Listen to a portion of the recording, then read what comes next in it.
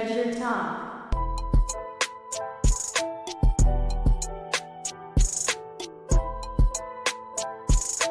It's HPPTreasure Talk.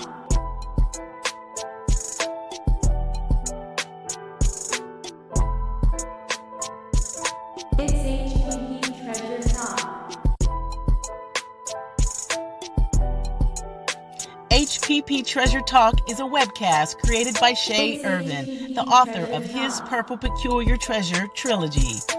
This platform was created to honor leaders who are making positive impacts in society and are truly set apart and set aside from the rest. These leaders are given space to share their experiences and achievements in hopes to inspire others to make their own footprint on the world. It's HPPTreasure Talk, and here is your host, Shay. It's HPPTreasure Talk.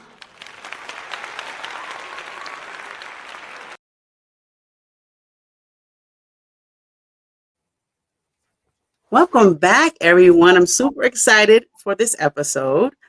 We are on, I want to say episode 23. I stopped counting maybe a few episodes ago. Marc Wasserman. We have attorney, actor, Marc Wasserman from California. Is it LA? Is it LA, sir? Yeah, well, I live in LA. My office is in Orange County, and I practice all over the state of California. So I get around. Fantastic. How are you doing today? I'm doing fabulous. How about yourself? I'm well. I'm so well. We're both matching in purple. Y'all see it. That was not planned, by the way. Not planned at all. My wife is my stylist, and she picks it out, whatever I'm supposed to wear that day. So this is what she chose. That's awesome. Kudos to her. Tell her I say great job. Absolutely. So I want to get started. We have a lot to talk about. You've done so much. But I always start out by asking all of my guests the same question. If someone didn't know who you were or what you've ever done, who would you say Marc Wasserman is?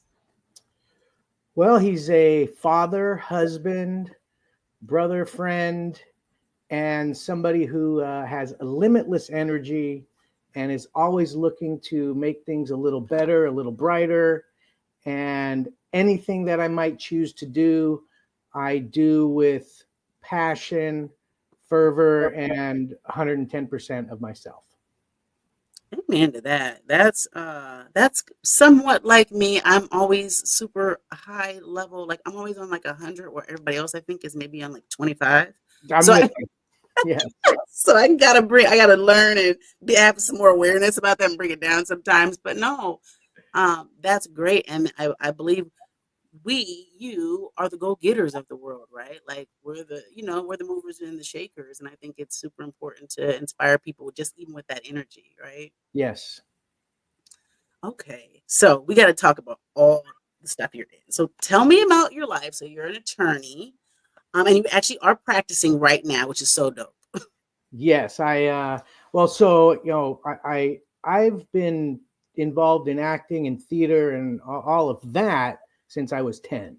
So that's always what I wanted to do. I was a theater arts major at one point and kicked around Hollywood for years and did plays and musicals and workshops and independent films and everything under the sun from until I was 18, and went through high school and then on to college at UC Irvine as a theater arts major. And at some point down the road, a few years down the road after that, I was getting very tired of the rejection that comes inherently with this industry, that if you can't hack it, get out. Or, as I decided to do, I started writing plays and films, and I said, you know what, I want to produce them, and you need money to do that. So my oldest brother is a doctor. There was no way I was going to school that long. I hate school, was never good at it, never a good student. And my other brother was an attorney, and he was doing all right. And I said, well, if he could do it, I could do it. So that's really why I went to law school, was to make money to finance the plays and films that I was writing. and then found myself in law school and did that in about 2.5 years. And I became an attorney here in California in 1996, which is very pivotal because that's when Prop 215 came out in California, giving cannabis patients their rights to use, consume, and grow with the physician's recommendation. And that new law back then was being badly misapplied. Cannabis patients were just going to jail and they shouldn't. And so I went right into criminal defense and handling cannabis cases back in 1996. So that's kind of how everything shifted for me. Well, let okay, that's amazing, right? Of course, but let's shout out mom. Let's shout out Mom Dukes, your mom. So she had a doctor, two lawyers, a son. That was like who is she? Is she like an astronaut? Like what's going on? Well, funny. So we have a dad too, right? Right. Rest in peace. He died about 8 months ago. Oh, I'm sorry. Well, I appreciate it, but he was just short of his 90th birthday, and he was an aerospace engineer for TRW. Wow. You know, my mom did a few different things. She did real estate. She was in the flooring industry, but before that, she was the quintessential stay-at-home Jewish mother, and took care. I'm the youngest, so between my two brothers, there's my oldest is 10 years older than me, and my other brother, who I now work with, is 8 years older than me. So there was a nice gap there, and I came along, of course, as the baby. So That's so funny. So your dad really wasn't kind of like an astronaut, or at least worked with this. well, we go one step further, because if you take some time and Google Benny Wasserman, he would, after he retired from aerospace, which he retired right when I was starting law school. And when I started law school, I told my dad, I am not going to cut my hair until I become an attorney. Right. So it's like, you go to law school, take the bar and all that stuff. By the time I became an attorney, my hair was down to my butt. Oh, wow. And it was nice and brown. And it was I've had really good, brown hair. And my dad said he was going to do the same thing, let his hair grow out. And he did. But his hair went like this. And then one of our friends said, put a mustache on and you look like Albert Einstein. Oh, wow. And that became a 30-year second career as pretty much the foremost Albert Einstein lookalike in the world. He went to Japan, all over the world, to do different commercials. And he had a Super Bowl commercial that ran, back like 10, 15 years ago. Pepsi, it was a Pepsi Super Bowl commercial. And so he did all of that. And towards the end of his life, he was on a quest to hit a 90-mile-an-hour fastball when he was 90 years old. And from the time he was 85 till 2 weeks before he passed, he was hitting it in the cages at 90 miles an hour. And the Los Angeles Times did 2 great articles on him, one before he passed and one after he passed. And he was just phenomenal. So, he had a great hand, along with my mother, and, my 2 brothers, doctor, right, lawyer. See, I was the Indian chief for the longest time. Yeah, what's Mark going to do? He's acting, and right. What are you going to do with that? And so it took its turn, but it all seemed to work out.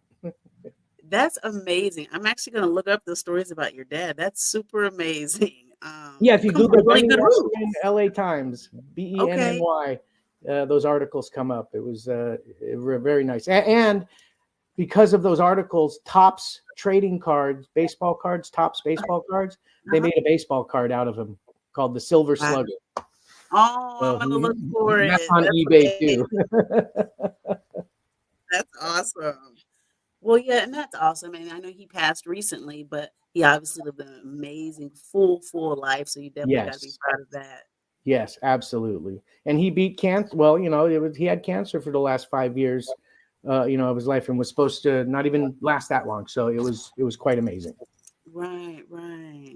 Amazing. So tell me, so you've been acting since you were 10. Yes. Right. and I don't know how old you are now, but it's obviously changed over the years, right? 56. Are you okay? You're only 56 years young. I ain't mad. I'm not mad at you. Looking well, sir. Looking Thank well. you. Um, Tell me how that's evolved for you, because I know, like you said, all the rejection. I mean, I don't know, and I'm like a voice actor, and I like a baby and all this, and so, but I've already experienced, like, my first time trying to get to my first book, I think I got 19, 20 rejections before I got a yes, which Yeah. probably may be good compared to probably some actors probably get over, you know what I mean? So tell me about how it's changed over time for you acting. Well, so way back when, your mom or dad are taking you to the auditions and workshops, and when I was younger, it was just countless, workshops and studying and honing in on the craft, and I had, whether it was acting lessons or singing or dancing, I took all my, whatever I wanted to do. My parents were 100% supportive. Like, you want to do that, okay? Because I was always of the thought that if I can sing, act, and dance, I'm going to have more opportunities to do Right. things within the entertainment realm. So I studied all of those things, and as I moved into high school and just going on auditions when I could, I really found out that was my passion when my first year in college at UC Irvine, as a theater arts major, but I was going back and forth to Hollywood for auditions and this, and I would miss finals if I had a callback. School was just completely secondary, something that you don't need it to be an actor, right? I mean, and I clashed with the dean of the theater arts department, and it was, and then I actually, for better or for worse, I caught meningitis my first year in college and almost died from it. And so I was bedridden for like 6 months or whatever it was. And with meningitis, it was viral meningitis that I caught, and there's no cure for it. It's the inflammation of the lining in your brain. So headaches are just massive headaches and pain. And they tell you it's either going to get better or it's going to attack your spine and then you die from spinal meningitis. So that's when I had my windows in my room blacked out because any light was completely sensitive, and I just laying throughout the day, laying in my bed, movement would hurt and all that stuff. So a lot of time to think.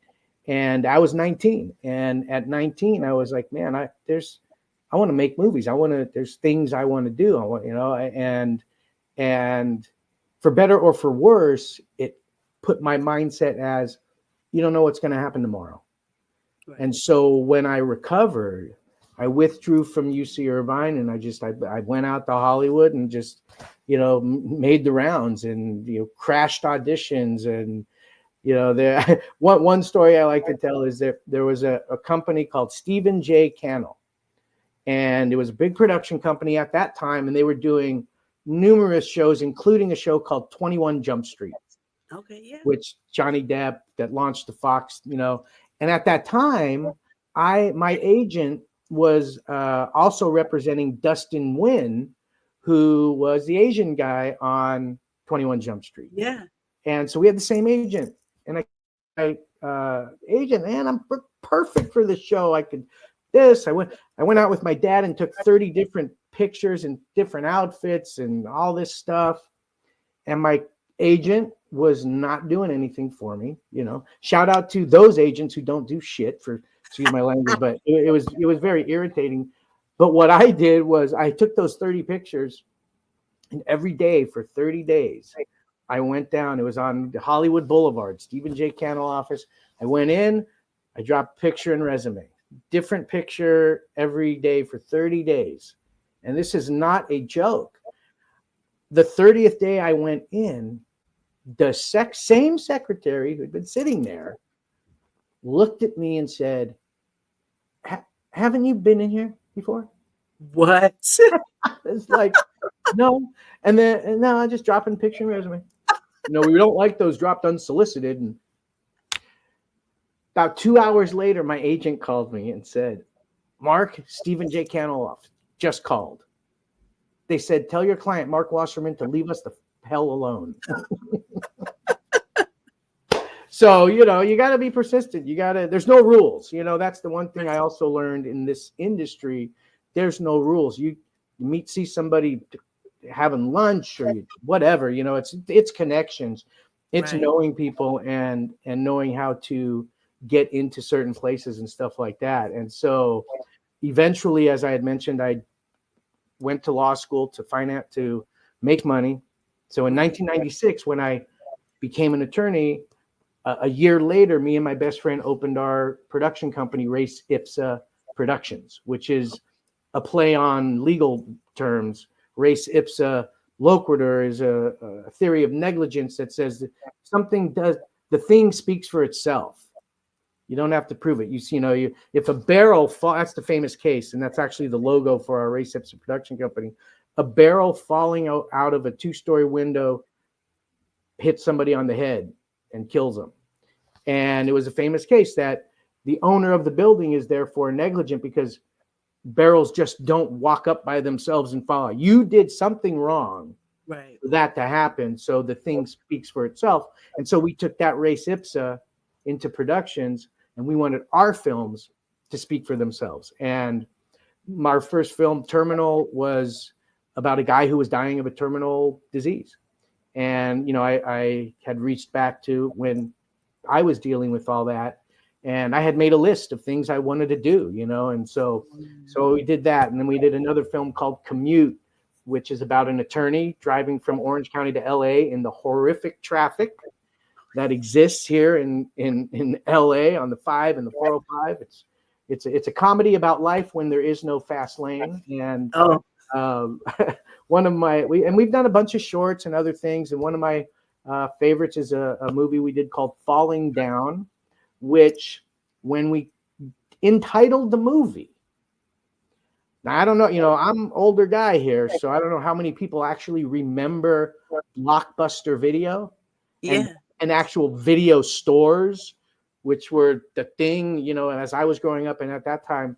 And we actually named it Falling Down because I get a lot of, you look kind of like Michael Douglas in some certain things and things like that. And so our thought was, okay, when we finish, it'll be on the shelves next to the Michael Douglas Falling Down. And, you know, we hit it. And it's a character study about a guy who's got a great wife, kid, and then causes the death of his young son. And then his life spirals out of control. And I gained 50 pounds and lost it for that particular role. Oh, wow. And the Commute, Terminal, and Falling Down live on Amazon, right? They're on video on demand on Amazon. So, you know, that's kind of where everything brought me. And that was up through 2015 when I was going back and forth. I was doing independent film shoots. And that's the great thing about independent films. You get on that circuit, you start meeting other filmmakers and what they do. And then they see you and hey man, I want you in my movie, you know. And I did a bunch of movies in Texas with a film company out of Austin. And I was supposed to do 3 more with them starting in 2015. But that's when me and my brother, because my nephew, his son, forced us to go on Instagram and teach people what we had always taught him. And it blew up. I didn't even know what it was when I first started on Instagram. Like, what are we going to do? A couple of old guys on Instagram, you know? So, and then that completely blew up in our face over a period of few years. Next thing you know, we're being interviewed on Tosh.0 and Ridiculousness is using our stuff. And Michael Rappaport's having us on his podcast, and you know, Snoop Dogg, we're on his show, and we're just really, yeah, we've done a lot in that, as you know, because one of the first things we decided to do as cannabis patients was just openly smoke, right? Back then, so we're talking, well, January 22nd, 2015 was when we started the Instagram account, because we were being interviewed at Be Real TV Studios on a show called Getting High With, and they wanted attorneys who would talk about the laws that are coming up when 2016 came with partial legalization. but would also smoke and use cannabis, and they couldn't find anybody. My nephew is friends with Be Real and all those guys, and said, "Oh, my uncle and dad will do it." And we went up, and my older brother was a little apprehensive. He's like, "I don't know, what's Okay, because he's the doctor. no, that's the oldest brother. Oh, okay. The other brother, he's my partner now in the Pop Brothers at Law, and a cannabis user like myself. And so I'd kind of talk him into, it's okay. We have our physician recommendation, with private studio. We're not doing anything wrong. So we started the Instagram page there and then, and yeah, like I said, it took off. And our whole motto of STFU, when cops ask questions, and we actually have that trademark for legal services. Really? Shut the up is trademarked for legal services by the That's fantastic. I had no idea. That's great. So and then you're still acting? Are you still acting now? Currently? Yeah. So what happened was, when that started to happen, now, within, 6 months of hitting social media, we're now I'm learning we're influencers, right? Also, Right. we're teaching people how to deal with law enforcement when getting pulled over, and maintaining your Fourth, Fifth, and Sixth Amendment rights. And we created a seminar called The Etiquette of Engaging Law Enforcement, how to shut the F up when cops ask questions. And we took that all around the country to expos and events. And, we were just getting booked left and right to do these appearances. And then I was also getting booked I appeared on stage before musical acts. I have a slam poem that I created all about your rights and getting pulled over and what you do. And a couple people saw it, and then suddenly I was on stage doing it, and if you ever heard of Hill, we were at Hippie Hill last 420, and had 20,000 people saying shut the F up, and so it just kind of caught fire across the country. And that I had to drop out of the 3 films I was going to do in Texas. And that just kind of consumed everything. And my background in filmmaking and everything else, as when we were first making videos, I'll tell you, as a filmmaker and an actor, I was doing this, and I'm like, Right. This is what I'm reduced to now on my phone here. I got to do, but it didn't take long to see how we were making an impact, helping people, teaching people, and our videos getting reposted by like Snoop and all the rest of hip hop and artists and celebrities and whoever it was. And we created Shut the F Up Friday, and we would have guys like Rappaport and Killer Mike and Snoop and countless others who would join us just to stand in the middle of me and my brother as we reviewed our 25-word script and say that big tagline of "That's what you do, please," when cops ask questions. So that now I fast forward to, that was 2015, probably, 2020, just before 2020, we were scheduled to go to like 10 or 15 different cities with our seminar, right? Oh, wow. Then the pandemic hit, which for me turned out to be a little bit of a blessing, because one of my best friends, my friend who executive produced Herbie Ford Austin, called me up one day and said, "Hey man, are you auditioning again?" I go, "No, I haven't. No, I don't have." He goes, "You do it from your home. You put on a camera and you just do it from home. That's how they're doing it now. Right. With you can't go anywhere." And that's how I went, "Really? Okay." So I went back, I revamped my backstage page, and I just started submitting this stuff. And within 2 days, I don't even know what it was. It was a game. I was told to do like, "Hey Johnny, where you going?" And I did it. I think I got $200 or something. And then 3 months later, old buddy from school called me and goes, "Did I just see you on my phone on a game I'm playing?" And I'm like, "Oh, yeah, that's great." So that this age of video, submit, it was one thing back when I was a young actor submitting your tape, and it's a VHS, and it become very, very different. Right. I'm sure there's kids out there who go, VH what? I have no clue what that No is. idea. No clue whatsoever. So, seeing that evolution and then being able to get on in my garage or wherever and just shoot and submit, it was so easy. So I started doing that. And then when things opened up in 2021 or whatever, yeah, it was 2021. I'll never forget. I went on my first in-person audition in probably more than 20 years. Oh, Or wow. because when I started making my stuff, I didn't have to. I was auditioning people, right? Right. So I got the part. I'm in. Right. So Okay. so when that opportunity came, and it was just all the 50 or older. That was it. That was the age description. Male 50 or older. Didn't say anything else, and it was a cold reading. And I get there and I look at the sides, and it's a gangster who owns cannabis farms. Oh, wow.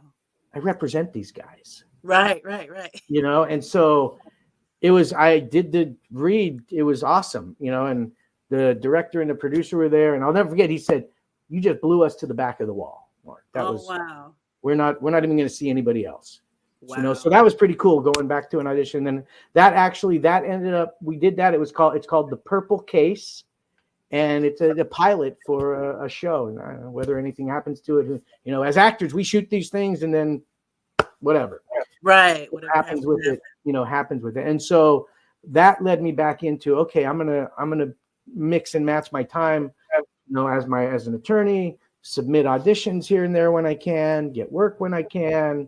And that was when, so about 2.5 years ago, my buddy Ford Austin said, I have a part for you, but you're going to need to, do your thing. And because I've played many different roles and I'm a chameleon, I'll grow the beard, I'll do whatever I got to do to embody the role.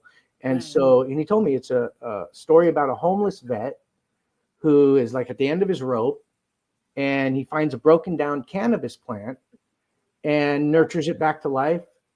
The cannabis helps him, because there's a whole thing out there. This is one of the things that's so important to me with vets and how they're forced to use opiates and they're killing themselves in record numbers, and the access to cannabis is so limited, which is the most ridiculous thing, Right. And so, it's kind of a love story between my character Bill Morgan and the plant Herbie.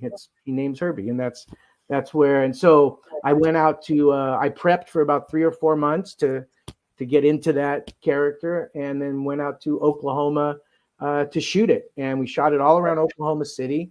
And there's some great drone shots that the director said, "Go, just out into the street, just go." Right. And so I was walking around Oklahoma City in character, and it was amazing. It was a great experience, just in terms of the people who handed me money, the people who would avoid, not make eye contact at all, and just, go out of their way to avoid you. The little girl to, "Mommy, can we give that man a quarter?" And Right. I mean, so you just see so much of it. And any money I did take in, I gave to other homeless people that were out there, because they're out there, and it's a problem. And so it just started making the rounds at film festivals. I know we just got accepted to like the Tokyo Film Festival in Hong Kong. It's going on international. We were just at the Cannabis Culture Film Festival in Camden, New York, and won Best Short Film. And we've got a bunch of other ones coming up. So that is probably the second best work I've done since I've actually been coming back acting. My first, which can only be seen on my YouTube, because the show I was auditioning for ultimately never happened. And you can thank the strikes and everything else. But it was a show based on the works of Edgar Allan Poe. Oh, wow. And the notion that Poe faked his death and was still alive to become the first crime scene detective. And so I played Poe as if he were into his 50s. And my audition for that was The Raven. I committed The Raven to memory, which, if you don't know, it's like 21 stanzas. It's a monster. And it was also, I wanted to see if I could still do it, if I could still, memorize and get into it. And it was the first time I actually full force got into a character that I wasn't hired to play, and I spent 3 or 4 months just getting into it. I read all his books and poems and biographies and everything else that was out there. And I'm going to show you here what I did to myself. And as much as it's almost kind of a joke, but it's really not, my wife almost divorced me. Oh, gosh. Because she did not like living with Edgar Allan Poe. I gotta find it because it's one of my favorite characters that I ultimately got to create, and especially when it's a real person, because you don't want to mimic or anything like that, Right. but just embody him. And he was quite the character, and an alcoholic, and which guilty, but I don't drink anymore. Right. But it brought me back to some of those places. So that and this Herbie character that I played, I'm very, very proud of. Well, while you're looking for that, Mark, because I wanted to show some people. So I have Herbie queued up, and so Oh, yes, and so awesome! yes, and so you can look for that, and I'm gonna show this. I But I will. just want to say that when I first watched it, I was shocked to see you because you're so super stylish and suave, and you know what I mean. And so to see you in a completely different way, it touched my heart, and as from someone who was homeless literally last year, me. Oh, um yeah, it's okay. like I was almost to tears watching Oh, her, to be honest. And then also I don't smoke anymore, but I've smoked for 20 years of my life, and so I still connect with that as far as what I mean. yeah, But yeah, so it was amazing. And so I just want to I'm gonna show a quick clip of Herbie. I got it queued up here, and you can keep looking for awesome. the Edgar I Allan Poe. appreciate. Yes.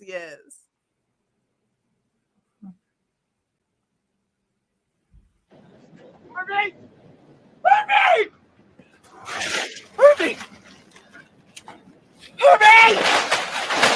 No! Herbie! Herbie! Herbie!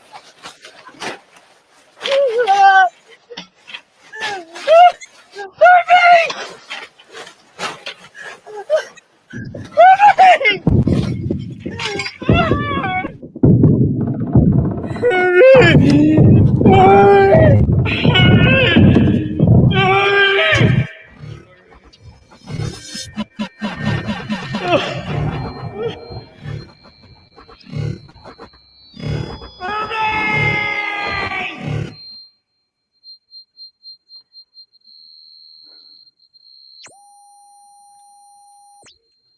Wow.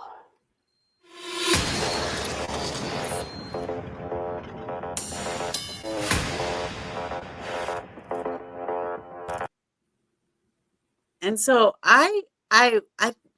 your skill set is amazing. That scene right there looked fun. I would love to tear through all those all those tents, or you know what I mean? Like Well, sometimes I know that you and could probably like really put that your real was feelings into it.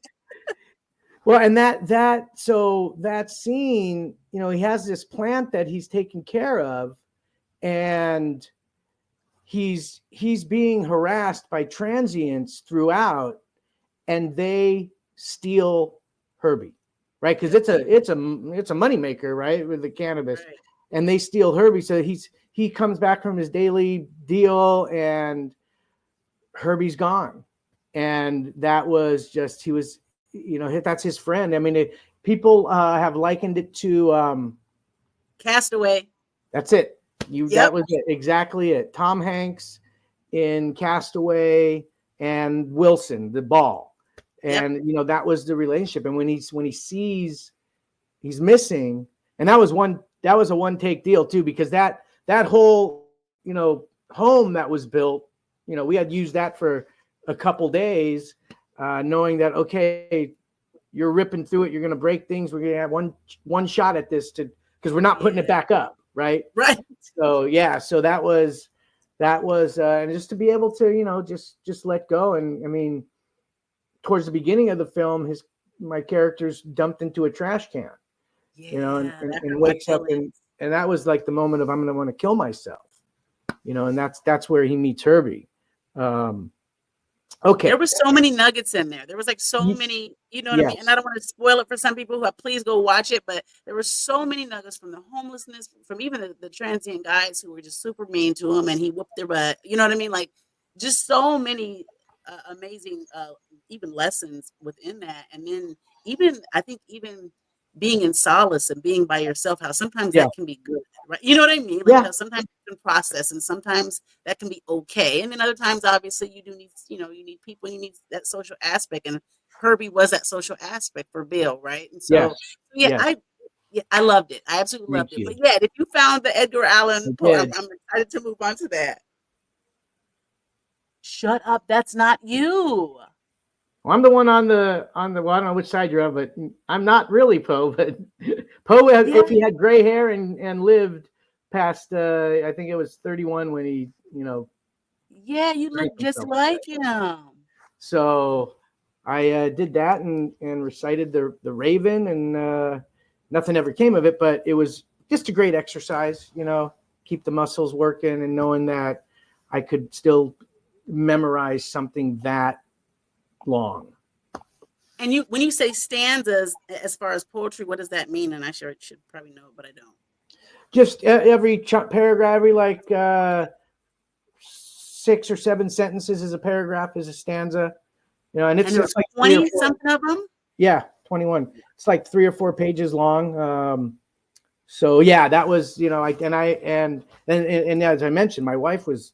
And my kids, you know, once upon a midnight dreary, while I ponder, and I was just over and on the way to school, dropping them off over here, dropping them off, and I did the hair and, you know, the whole 9 yards. Although that comes at the end. Whenever I build a character, it's from the inside out, and I get into that, and then let the outside do what it's going to do. That's awesome. And so I know because you kind of started talking about how you juggle the two, which seems crazy to me. So are you full-time at your law office? And when you get cases, like how does that, you just kind of put the acting on hold, or how does that work? No, I just, you know, my canned answer for this is I really don't know how I do it. I just do what's in front of me. What I like at 8 today, I had to be ready for this, you know. For instance, yesterday, Saturday morning, me and my brother drove up to Hollywood. We did a podcast interview on a podcast called First Smoke of the Day. You know, we went to their studios up in Hollywood and did that. And then I came back, and then I had to take my daughter to basketball practice and came back for that, and had to take my son to his science decathlon thing that he's in. And, you know, just, you know, and then during the week, if I have to go to court, I'm on court, go to the office, go. And then in the middle, whether I'm at my office or at home, I'm on backstage and looking for, like I submitted for your dealie here that came through backstage, and I'm doing audition tapes and videos. The only money, honey. Well, the only little downside is I'll look. They'll be, oh, here's a part that I fit the whatever they're looking for. Here are the sides. I bump it on and I just do it like once. You know, I have time to, you know, really go over stuff and look, and, you know, I've gotten some, haven't gotten some. I don't really care. It's just the work is the audition and getting those. And, you know, now I'm back at a point where maybe I want to get an agent again. I'm just not sure, but that's really, if I could only do that one thing, it would be acting. Yeah. Well, you was great. You was prompt for my casting call. I was shocked, and then after I looked at your bio, I'm like, he's not. And then I was like, does he know how much I'm paying? Like, you know what I mean? I was like, this is like a 30-second video. You were paying. Okay. Is there a lot? Is there a lot of people that don't pay? Yes. Yes. Oh wow. Yes, and it's like, yeah, I mean, for interviews like this, it's a very nice bonus and I appreciate that very much, but yeah, the other things, I don't do any unpaid acting gigs. Like Right. the deferred pay, copying meals and credit.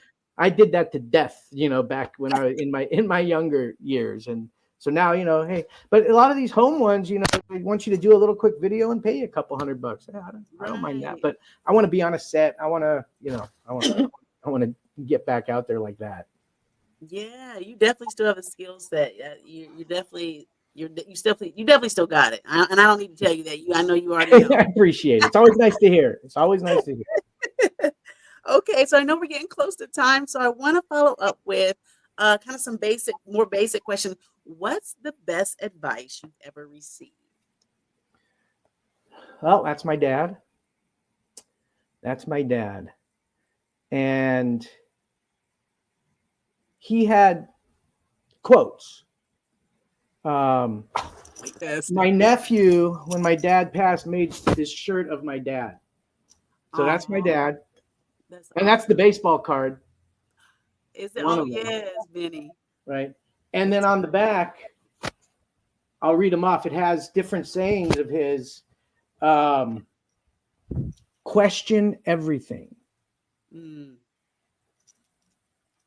If you're not first, you're last. Right. That part. and one of his favorites, he was a huge Jack London fan. And he had a collection of all Jack London's first editions. Oh, really? Yeah, and there's a book called Martin Eden that he was given as a wedding gift by one of his very best friends, who would actually go on to be one of the longest sitting senators in Detroit, in Michigan, Carl Levin, and gave him this book on his wedding day. And my dad was illiterate. Oh, wow. For the most part. All he ever wanted to do was play baseball when he was younger growing up, and didn't make it. And taught himself pretty much to read, and read this book that he identified with the character of Martin Eden so much. And it really changed his life. And one of the big quotes is when you cease to know, when you cease, it's hard. I'm getting choked up. When you know, you cease to know. And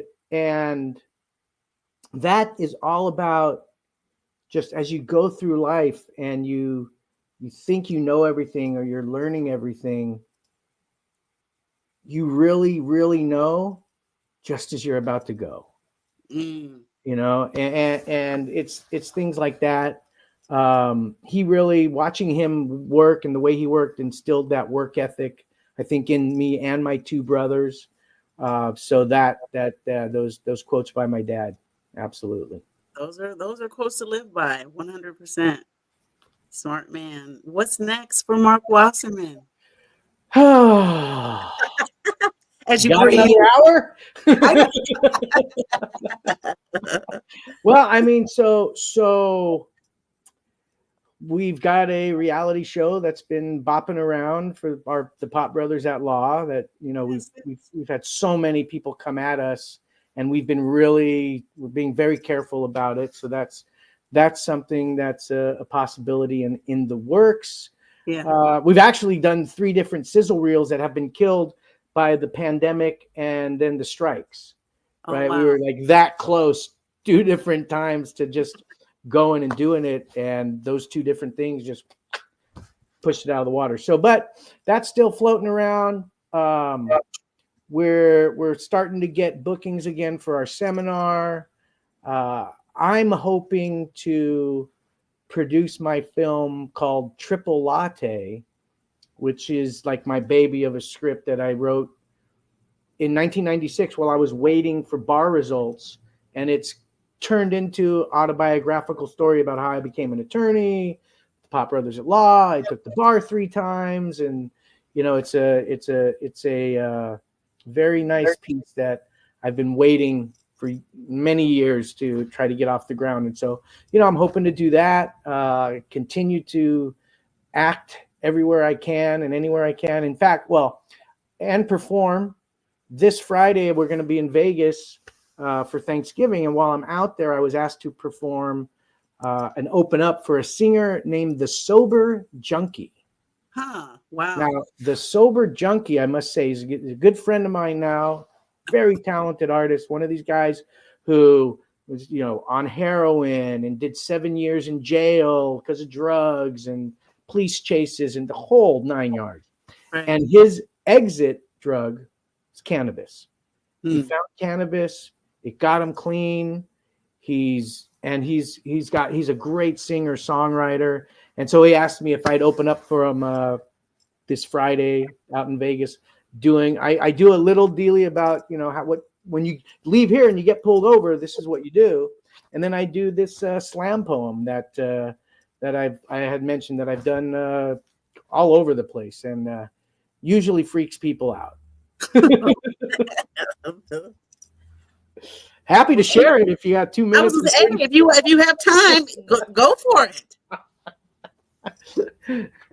I am never shy about doing that because it's very educational. Okay. I'm all right. here. Let's see here. Okay.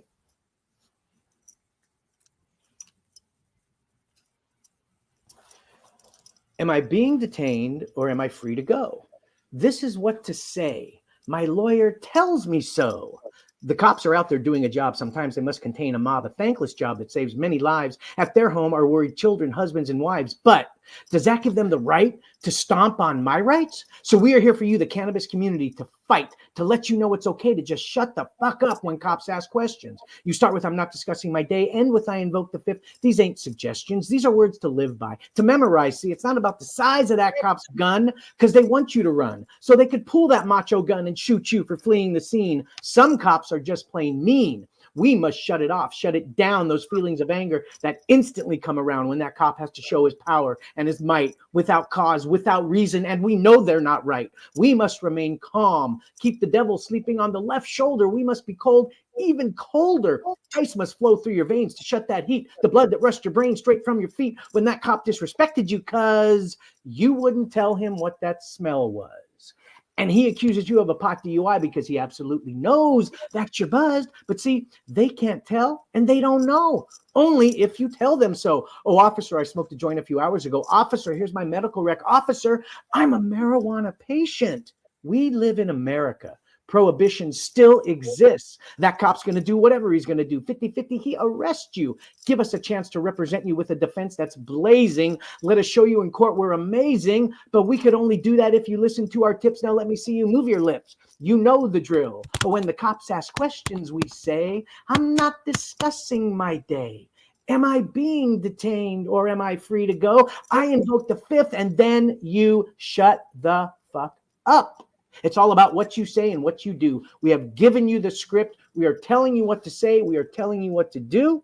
We've put your hands up in protection mode, but should you take a shot to the jaw, we will be here fighting for the cannabis community and all citizens because we are the Pot Brothers at Law. Drop the mic on him, Mark. You got bars.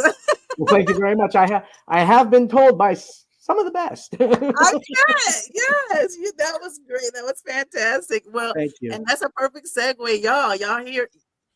Shut the F up. Y'all know I'm a Christian now, so I can't. That's it. What he said. How about that? What he said. Yes. Thank you so much. This was super fun, super amazing. I'm really excited to get this uploaded immediately. Thank you so much for being here with me, Mark. It's my pleasure. Thank you for having me. I appreciate it. Yes. All right, y'all. It's been another one. I'll see y'all soon. Here is a word from our sponsors. You take care of yourself. Blessings. Bye-bye. And now for our sponsors.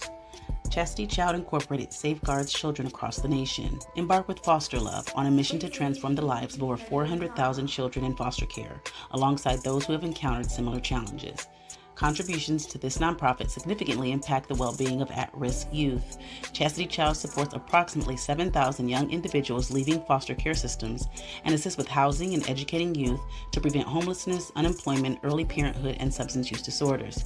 Chastity Child has perpetual authority in Mississippi, Georgia, Connecticut, New York, Florida, and Illinois.